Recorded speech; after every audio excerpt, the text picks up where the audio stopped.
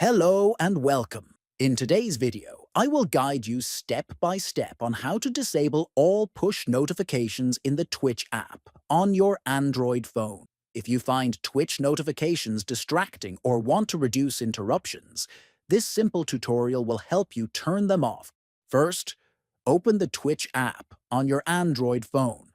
Next, make sure you're in the profile section by tapping your profile icon. Then tap on Account Settings. After that, select Notifications from the list. Now click on Mobile. Scroll down until you find the option labeled Send Me Push Notifications. Finally, toggle this option off. This will instantly disable all push notifications from Twitch on your device. Also, locate the Send Me in-app notifications option and toggle it off to disable notifications that appear inside the app. Disabling both options will reduce all Twitch notification interruptions on your Android device. Thank you for watching.